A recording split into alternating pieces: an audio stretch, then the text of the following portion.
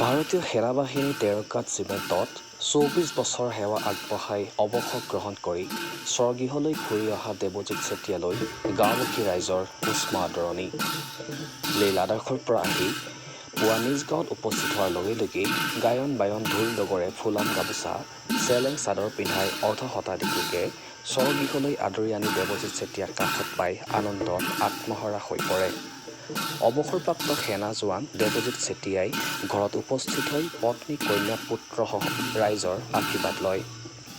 ২৪ বছৰ ভাৰতীয় সেনাবাহিনীত কৰ্মৰত হৈ থকাৰ পাছত সুস্থ শৰীৰে অৱসৰ গ্ৰহণ কৰি উভতি অহাত ৰাইজে সন্তুষ্টি প্ৰকাশ কৰে আৰু পৰিয়ালটোৰ সুস্বাস্থ্য উন্নতি যশকীৰ্তি কামনা কৰি আশীৰ্বাদ প্ৰদান কৰে।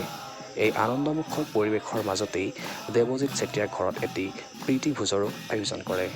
দেৱজিৎ চেতিয়া সুদীক্ষ ভাৰতীয় সেনাবাহিনী ১৩ battalion brigade of the guards ২৪ বছৰ কাৰ্যকাল কৰকে সমাপ্ত কৰকে মই নিজ বাসগৃহত আজি পুৱা ৯ বজাত উপস্থিত হৈছোঁহি।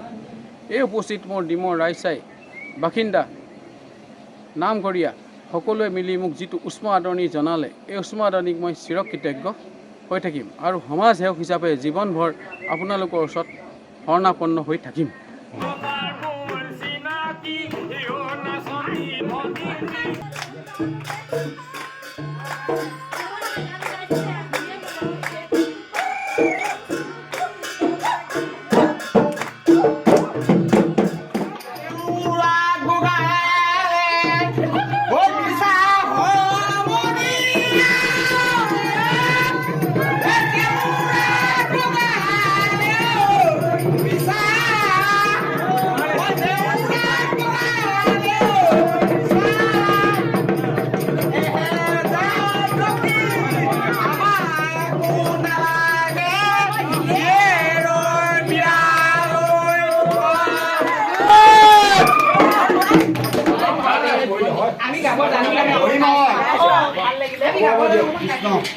আজি ২৪ বছৰ চাকৰি কৰাৰ পিছত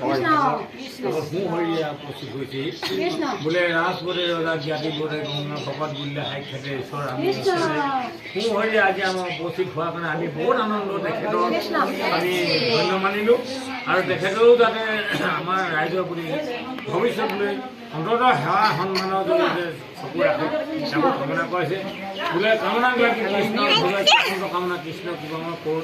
ল'ৰা ছোৱালীকেইটা যদি সৰস্বতী মাটিত কোনোবাখিনি অবিদ্যা আছিলে আপোনাৰ বৈজ্য বাকী তেওঁ আমি মাক দেউতাক বহুত আনন্দৰে হাঁহি মিঙে থাকিবলৈ শক্তি দিয়ক। সৰস্বতী মাটিয়ে কণ্ঠাকত কৰি মাক দেউতাকক যাতে সফলতা কৰি ৰাখে এই প্ৰাৰ্থনা আৰু যি